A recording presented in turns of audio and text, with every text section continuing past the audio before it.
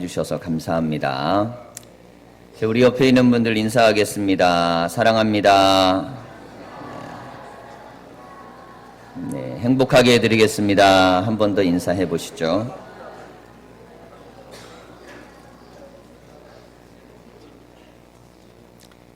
예, 오늘 본문 제목은 마르다와 마리아 이렇게 정해봤는데요. 이 두 사람에 대한 일상의 이야기 속에 찾아오신 예수님 얘기입니다. 성경에 보면 예수님이 행하셨던 수많은 기적들이 있습니다. 죽은 자를 살리시고 또 죽을 병도 고치시고 또 오병이어로 수많은 사람들도 먹이시고 대단한 일들을 많이 하셨죠. 자, 그런데 이렇게 위대하고 대단한 일들만 많이 하신 것이 아니고 오늘 누가복음 말씀에는 예수님의 아주 사소한 일상에 대한 이야기도 기록되어 있습니다. 자, 이것이 성경에 기록된다는 것이 갖고 있는 의미, 그렇게 대단한 사건도 아닌데 한 가정에서 예수님이 그냥 소박하게 나눈 대화인데 왜 이 대화는 성경에 실렸을까? 특별히 왜 누가복음은 이 이야기를 중요하게 여길까? 자, 그것을 우리가 오늘은 살필 것입니다. 이 마르다와 마리아에 대한 이야기는 설교를 많이 들으셨을 겁니다. 그런데 이 이야기가 성경에 쓰이게 된 이유, 그리고 이 말씀이 성경의 배경으로 들어가게 된 그 상황을 오늘은 조금 더 깊이 묵상을 할 것입니다. 오늘 말씀을 우리가 함께 묵상하는 가운데 내 삶에도 좀 적용해 보시고 그리고 말씀의 은혜가 있으시기를 간절히 소망합니다. 오늘 본문에 이 마르다와 마리아의 집은 베다니라는 곳에 있습니다. 근데 이 베다니는 예루살렘이 이 성벽으로 되어 있거든요. 그리고 그 안에는 성전이 있습니다. 성전의 동쪽 문을 나와서 동편으로 계속 오다 보면 문으로 이제 빠져나오게 돼요. 그러면 언덕을 넘어서 아랫동네로 동쪽으로 또 내려오게 되는데 그 동네 이름이 베단입니다. 근데 이 베다니는 이름의 뜻이 가난한 자들이 사는 집이란 뜻이에요. 원래 이제 베델 그러면 베스가 집이란 뜻이고 엘이 하나님이거든요. 하나님의 집입니다. 베델이. 그것처럼 베다니 할 때는 가난한 자들의 집이에요. 예루살렘 옆에 말하자면 판자촌 동네가 있었던 겁니다. 지금도 서울 같은 데 가면 많이 변화됐지만 산 위쪽으로 이렇게 집들이 모여있는 경우들이 간혹 있죠. 개발이 거기까지는 미치지 못해갖고 남아있는 흔적들입니다. 예전에는 그런 데가 참 많았었습니다. 근데 개발이 들어가고 나서 이제 그런 것들이 많이 사라지죠. 그러면 구별이 확연하게 돼요. 걸어서 50m만 가면 아파트촌이 있고 조금만 지나면 판자촌이 있습니다. 자, 그럼 사람들의 소망은 뭘까요? 이 판자촌을 벗어나서 저 아파트촌으로 넘어가 사는 거예요. 자, 거꾸로 아파트촌에 살다가 판자촌을 넘어가게 되면 인생의 실패라고 느끼고 좌절의 땅이라고 느낄 수 있는 그곳이 바로 이 베다니 같은 곳입니다. 벗어나고 싶은 땅이죠. 그리고 벗어나고 싶은 형편이에요. 자, 그런데 이곳에 예수님께서 찾아오셨습니다. 길을 가시다가 오늘은 보니까 길 갈 때 예수께서 한 마을에 들어가심에 이 한 마을이 베단인데요. 마르다라 이름하는 한 여자가 자기 집으로 영접하더라 그랬어요. 이 마르다가 나가서 예수님을 영접한 것입니다. 자, 예수님은 사역은 예루살렘에서 하셨지만 쉬는 것은 베다니에서 하셨습니다. 특별히 베다니에 사랑하는 가족, 이 나사로와 마르다와 마리아가 있는 이 가족을 아주 많이 사랑하셔서 이 집에 가서 쉼도 얻고 대화도 나누셨습니다. 자, 이 메시지가 우리에게 주고 있는 의미가 참 중요합니다.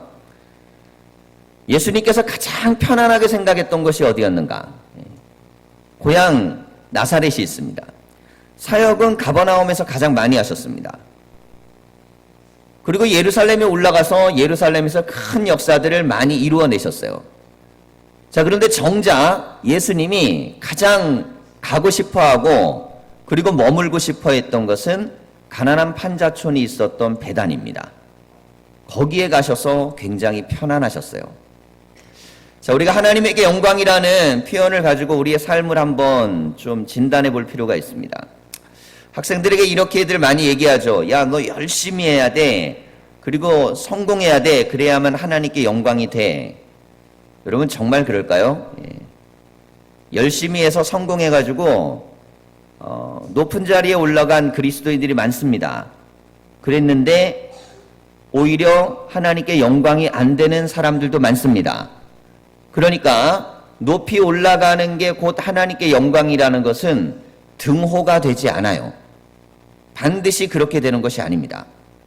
돈을 많이 버는 게 하나님께 영광이 되는 것이 또 반드시 그런 것은 아닙니다. 자, 우리가 성공한다라는 세상적인 기준으로 하나님께 영광이 되면 좋겠는데 반드시 그렇게 되는 것은 아닙니다. 어떤 경우는 성공을 했다고 하면서 그것이 하나님에게 영광을 가리는 경우들도 있습니다.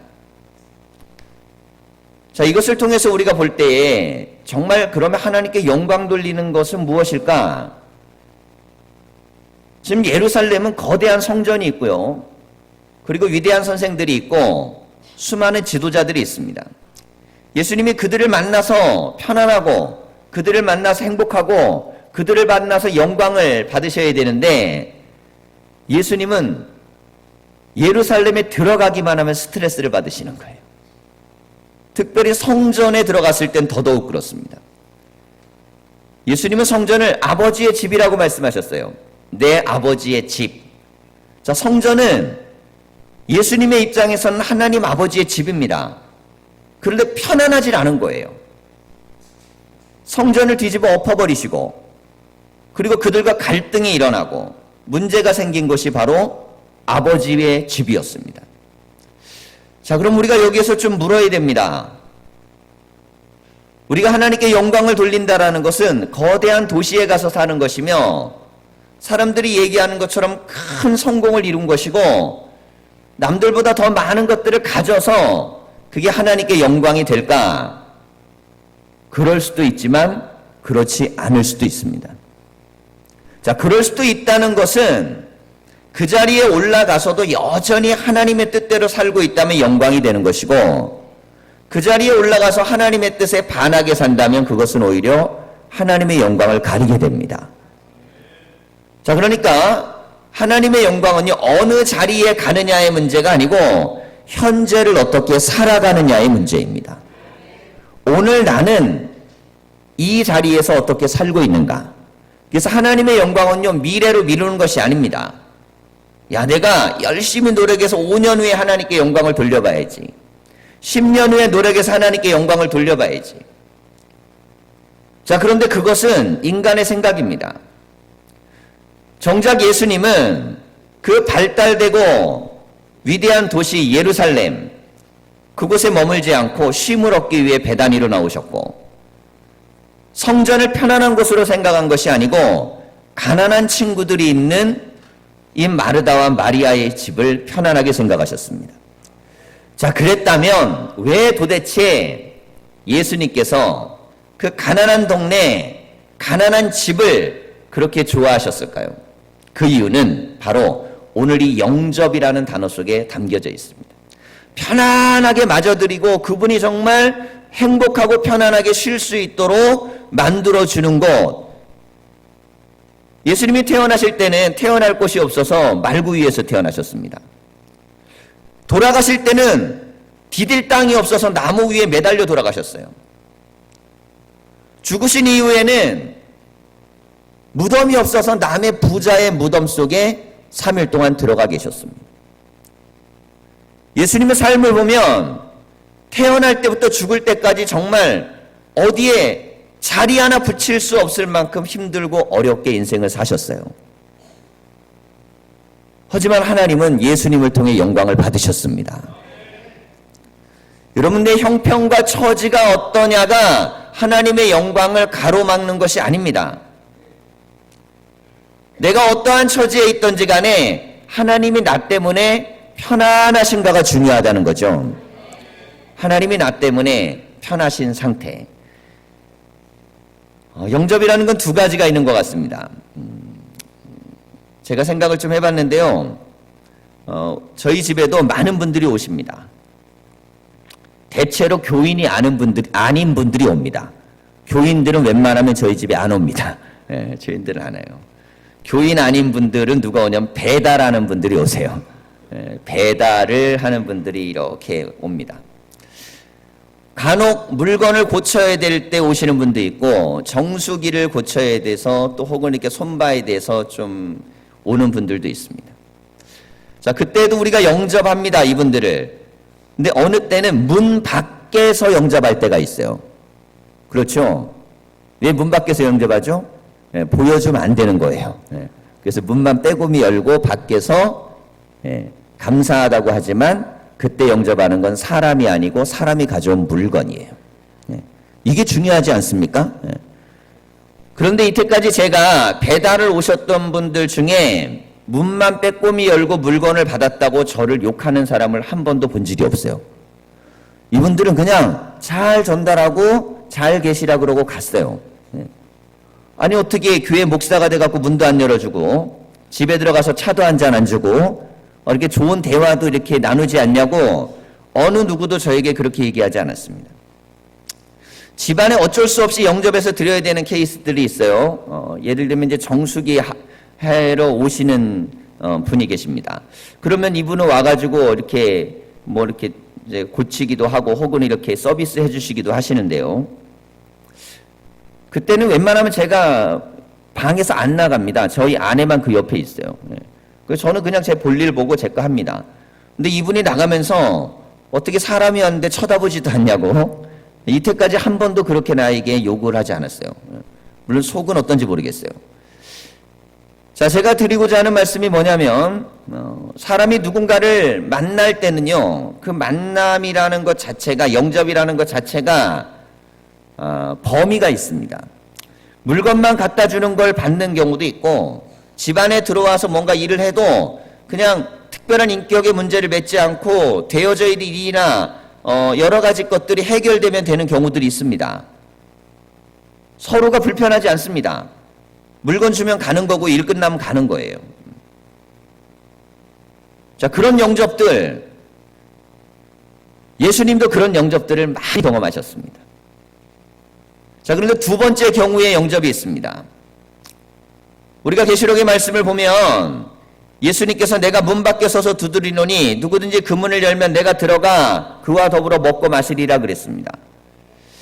자, 예수님이 문 밖에서 두드리세요. 자, 이것은 우리의 마음과 영혼 속에 문을 두드리는 걸 얘기하는 겁니다. 자, 그런데 들어가서 하는 게 뭐냐면 그냥 잠깐 들어왔다 나가는 게 아니고 뭐 필요한 거 물건 갖다 놓고 가는 게 아니고 뭐 필요한 거 좀 고치고 가는 게 아니고 들어가서 함께 먹고 마신다는 거예요. 먹고 마시는 관계는 좀 특별합니다. 누군가를 영접해서 그에게 뭔가를 먹을 걸 주고 마실 걸 주고 대화를 한다 그랬을 때는 그 관계는 조금 더 특별하죠. 가족의 경우에는 매일같이 들어와서 먹고 마셔도 뭐라고 하지 않습니다. 아주 특별한 관계이기 때문이죠. 자, 영접에 대한 말씀입니다. 이 마르다가 뛰어나와서 예수님을 영접했는데요. 예수님을 영접하는 이 마리아의 자세 속에 담겨져 있는 것은 뭔가 예수님에게 뭐가 필요해갖고 예수님을 만나는 게 아니고 그냥 예수님이 내 집 안에, 우리 가족 안에 오시는 게 너무 좋은 거예요. 자, 그래서 영접하는 겁니다. 그리고 인격적인 관계를 맺고 대화도 하고 식사도 하고 차도 마시고. 여러분, 우리가 오늘 하나님 앞에 나와서 예배를 드립니다. 자, 예배를 드리면 우리가 하나님 앞에 나오는 것이지만 마음은 하나님의 영을 우리 가운데 영접하셔야 돼요. 자, 우리의 마음에 하나님의 영이 오신다고 했을 때 그냥 문만 빼꼼히 열고 쳐다볼 수도 있어요. 그리고 가시라 그럴 수도 있어요. 잠깐 들어왔다가 볼일 보고 가시라고 할 수도 있어요. 그런데 정말 예배는 하나님과의 깊은 영적인 교제입니다. 하나님이 하시는 말씀을 듣고 내가 하나님께 드리고 싶은 기도를 드리고 내가 하나님 앞에 드리는 예배를 정성껏 다하는 것. 자, 마르다가 이것이 뛰어난 여인입니다. 그래서 예수님은 비록 가난한 동네, 가난한 집이었지만 그 집을 좋아하셨어요. 일이라는 건 스트레스를 주죠. 일이라는 건 어렵습니다. 그래서 일이 처음에는 일이 아닐 때가 가장 좋아요. 일이 아닐 때는 즐겁습니다. 근데 이게 나에게 주어진 의무이거나 일이 되는 순간부터 하기 싫어집니다. 사람이 자발성을 가지고 하던 일을 누군가가 의무적으로 하는 걸로 이야기하기 시작하면 그때부터는 힘들고 어려워지기 시작해요.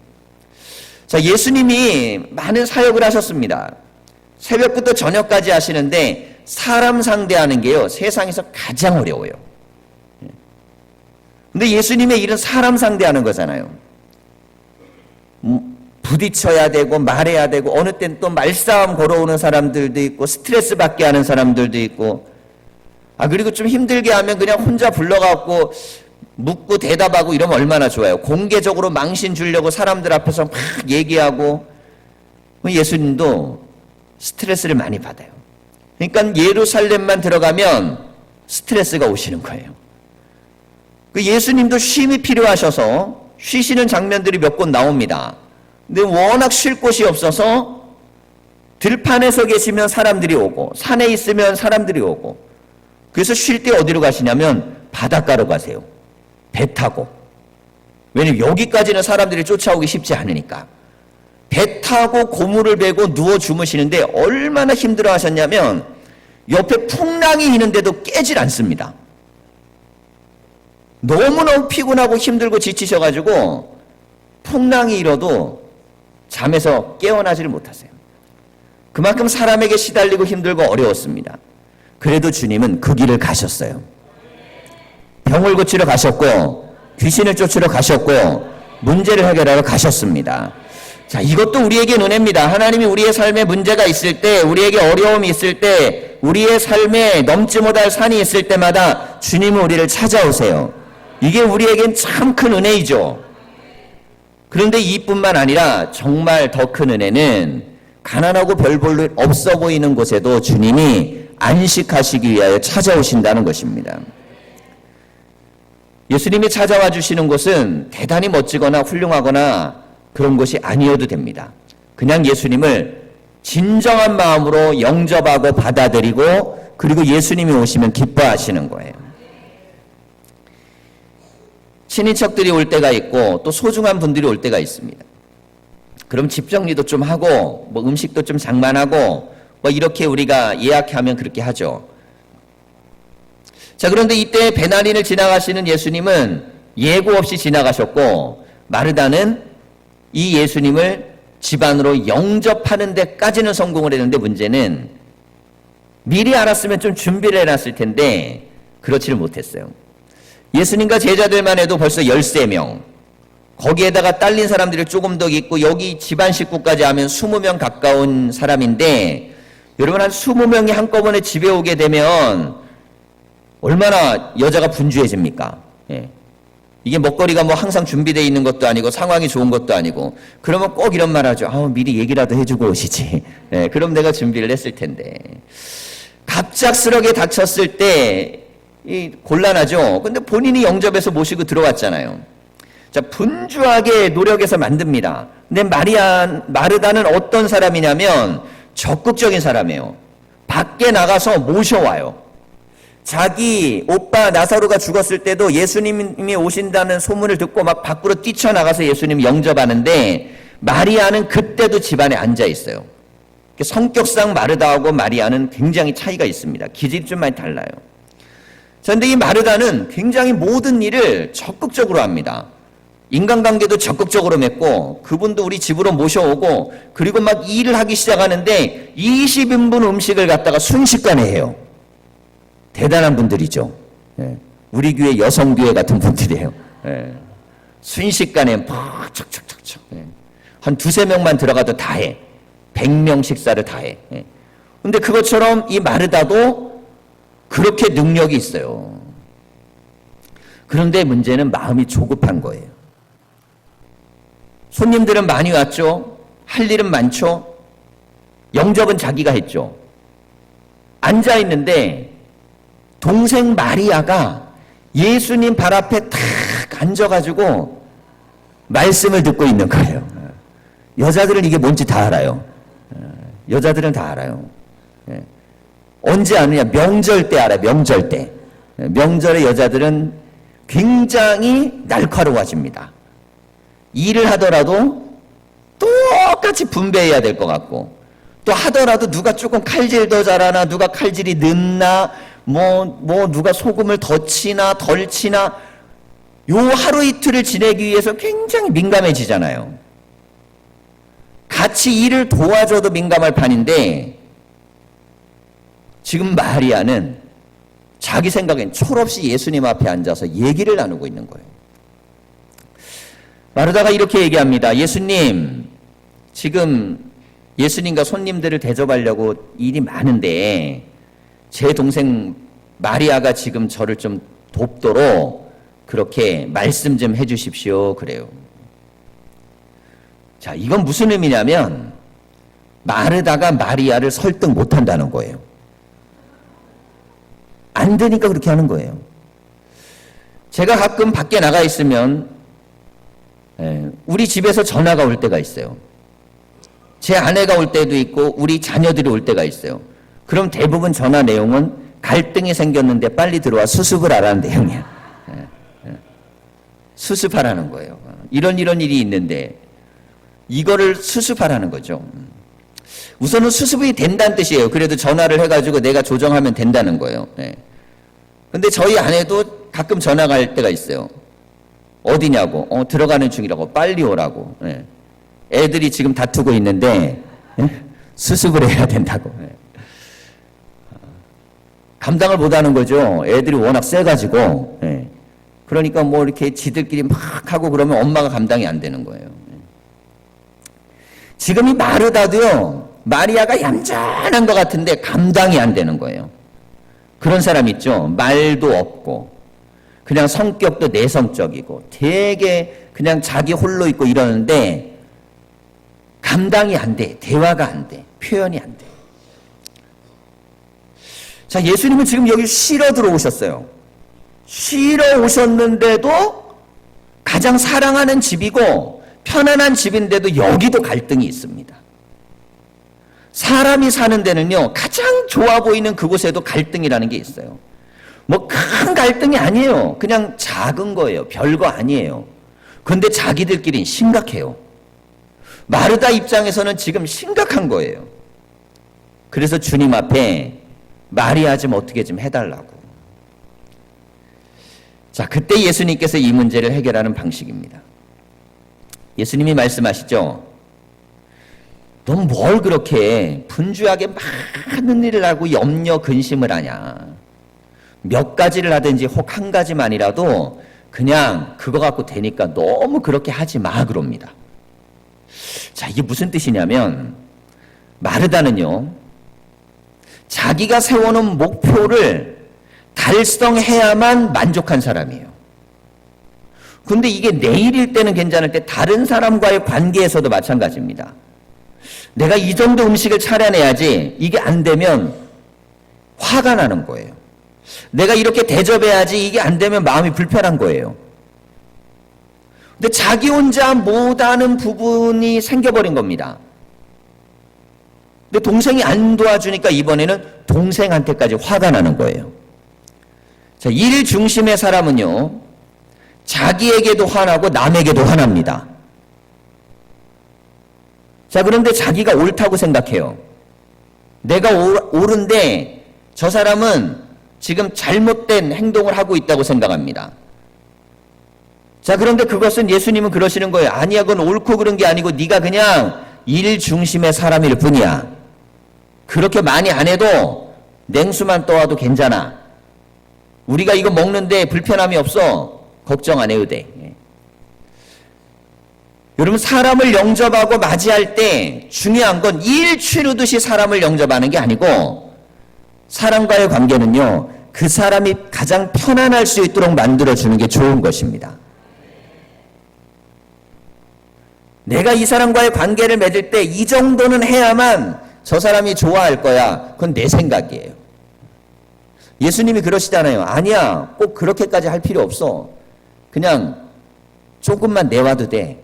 조금만 준비해도 돼. 아니면 안 해도 돼. 그냥 이따 가도 돼. 예수님이 원하는 건 그냥 이 집에 와서 대화하고 만나고 편안하게 있고 싶은 마음이에요. 자, 우리가 주님의 교회에서요, 하나님께 영광을 돌리는 일은 지치도록 일을 하는 게 아니고요, 행복하게 일을 하는 것입니다. 행복하게 일을 하는 거예요. 그럼 행복하게 일하는 게 뭔가요? 일을 뭐 이것저것 안 하고 그냥 다 조절하는 건가요? 아닙니다. 10가지 해서 행복한 사람이 10가지까지 해내면 돼요. 근데 한 가지 갖고 행복한 분은 한 가지만 하면 돼요.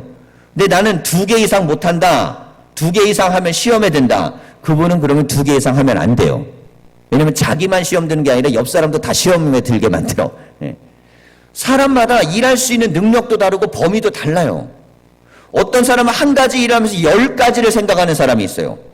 기가 막혀요, 이 사람은. 이 일 저 일을 다 한꺼번에 막 조절해가면서 해요.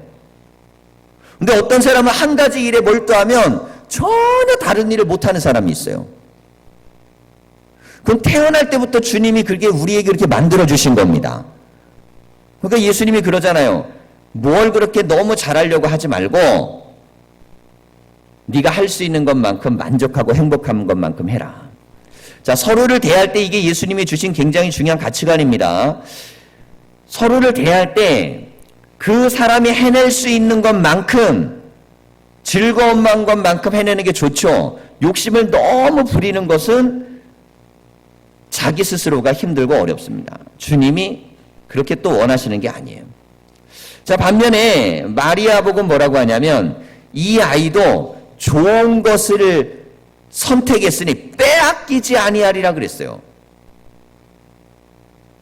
자, 이건 마르다하고 좀 생각이 다른 거죠. 마르다는 뭐라 그랬냐면 주님, 마리아가 저 좀 도와주게 해주세요 그랬어요. 그래야만 지금 먹는 것도 해결되고 일도 해결되잖아요. 근데 예수님은 그걸 빼앗기는 거라고 생각한 겁니다. 왜 그랬을까요? 이 마리아는요, 관계 중심적 사람입니다. 그래서 관계가 불편하고 힘들고 어려운 걸 굉장히 어려워하는 사람들이 있습니다. 이런 사람들은 그냥 편한 사람하고 대화하고 얘기하고 그 자리에 있는 게 좋고, 그렇지 않은 사람은요, 옆에 가기도 싫어요. 어떤 일이 주어질 때 관계가 불편한 사람들은 그런 사람들하고 일하는 게 힘들어집니다. 그러니까 굉장히 개인주의적이고, 그리고 친한 사람은 그냥 깊이 친한데 여러 사람을 또 사귀지를 못해요. 하지만 누군가에게 감동을 받으면 깊은 대화를 받고 감동도 받고 막 이런 유형입니다. 이건 마르다하고 마리아는요, 기질적으로 굉장한 극과 극, 상극이에요. 상극. 그런데 누가 윗사람이냐? 마르다가 윗사람이에요. 항상 윗사람이 좀 유리합니다. 윗사람이 누구냐에 따라 윗사람은 좀 지적하는 자리에 있잖아요. 그 윗사람이 옳고 그름을 결정하는 경우가 많습니다. 자, 우리가 부모가 자녀를 양육할 때도 마찬가지예요. 부모가 자녀들에 대해서 굉장히 많이 뭔가 이야기하고 바로 잡아주죠. 근데 알고 보면 내가 걔보다 좀 일찍 태어난 거예요. 하나님이 한 30년 일찍 보내셔가지고. 내 아들이나 딸이 나보다 30년 먼저 와서 내 부모가 됐으면 그 입장이 달랐을 거예요. 그러니까 태어난 순서의 문제예요. 시간은 언제나 현재이기 때문에. 여러분, 우리 지금 현재를 살잖아요. 그냥 현재를 사는데 피부가 좀 노화되고, 그리고 조금 이렇게 그렇게 되는 거예요. 항상 현재를 사는 거예요. 10살짜리도 현재고 40살짜리도 현재고 70살도 현재입니다. 다 똑같아요. 그런데 우리는 위에 있으면 더 옳고 정당할 수 있다고 생각할 수 있습니다. 근데 예수님은 마르다가 윗사람이라고 반드시 옳은 게 아니라는 거예요. 그래서 지금 마리아가 불편한 게 있으면 지금 이 아이는 지금 예수님의 말씀을 듣고 싶어요. 그리고 예수님도 이 아이에게 맞춤형으로 지금 대하고 계시는 겁니다. 자, 이 말씀이 우리에게 주는 의미, 예수님은요, 모든 사람에게 맞추셔서 존재하시는 거예요. 신앙도 마찬가지입니다. 신앙생활을 할 때 사람마다 기질이 다 다릅니다. 달란트도 다릅니다. 능력도 다 다릅니다. 자, 그럼 예수님은 첫 번째로 그 사람들을 있는 모습 그대로 이해하세요. 아, 이 사람은 이런 성격과 기질의 사람이고 이 정도의 능력을 가지고 있고 이런 걸 좋아하는 사람이구나. 예수님은 먼저 그걸 이해하십니다. 자, 그리고 그 이해의 수준 안에서 그 사람을 용납하시는 거예요. 자, 유대 땅에서는 2000년 전에요. 랍비들 앞에는 여자들이 앉을 수 없는 불문율이 있었습니다. 옆이나 앞에 와서 앉으면 안 돼요. 그러니까 지금 마리아가 말씀을 듣고 있는 이 행위는 당시의 전통적인 유대 사회의 룰을 깨는 겁니다.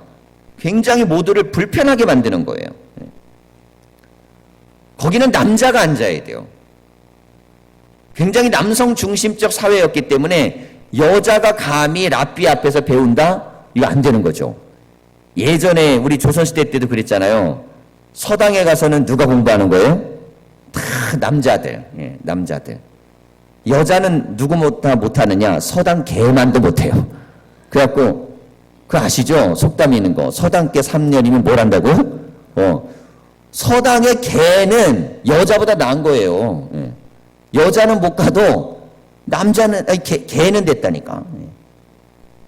자, 그런 걸로 생각을 해본다 그러면 기본적으로 갖고 있는 이 고정관념이나 편견이라는 게 얼마나 무서운 건지 모릅니다.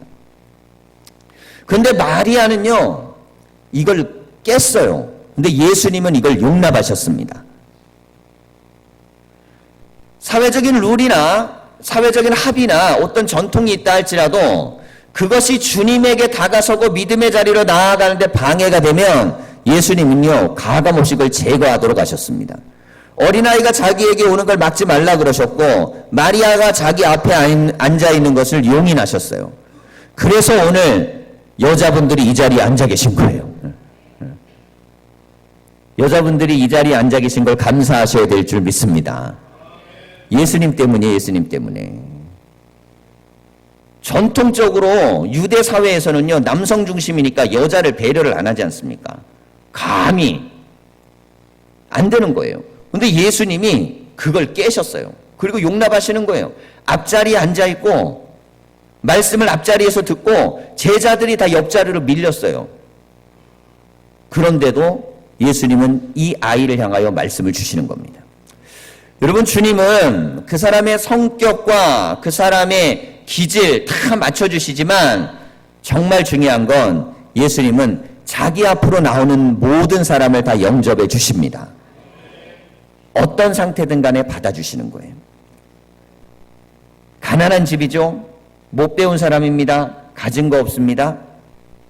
훈련도 잘 안 돼 있어요. 근데 예수님은 그 집을 편안해 하셨어요. 왜냐하면 그들이 예수님을 진정한 마음으로 영접해냈기 때문입니다. 오늘 우리가 주님 앞에 나왔습니다. 여러분이 사순절 기간 안에 주님이 정말 찾아가고 싶은 집, 정말 주님이 만나고 싶은 사람, 주님이 가면 쉼을 얻을 수 있을 만한 그런 존재, 반가워해 줄 때 들어가고 싶어요. 반가워해 줄 때. 마르다 막 뛰쳐나가잖아요.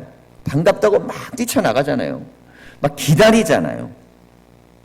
그리고 최선을 다하잖아요. 마르다도 이 면은 분명히 칭찬 들어야 됩니다. 이것 때문에 예수님이 그 집이 편했기 때문에. 그러나 마리아의 행동조차도 주님은 좋은 행동이라는 거예요. 마르다 너만 잘하는 게 아니야. 막 뛰쳐나오고 음식장만 하고 접대하고 이것만 훌륭한 게 아니야. 내 앞에 나와서 말씀을 듣고 그냥 편안하게 앉아있는 이것만으로도 이것도 좋은 거야. 자, 결국 주님이 주고자 하는 메시지는 뭘까요? 이 소박한 이야기 속에 있는 것.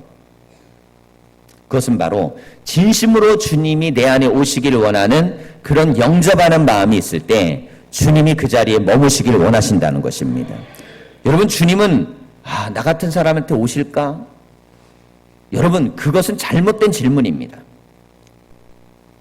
나는 주님이 내 안에 오시기를 원하셔 라고 자기 안에 그렇게 마음을 가지셔야 돼요. 그럼 그 자리가 어디든 오십니다. 그 자리가 어디냐가 중요한 게 아닙니다. 나 같은 죄인에게도 오실까? 예수님은 죄인들과 함께 먹고 마시셨잖아요. 주님은 영접하는 자에게 가시는 거예요.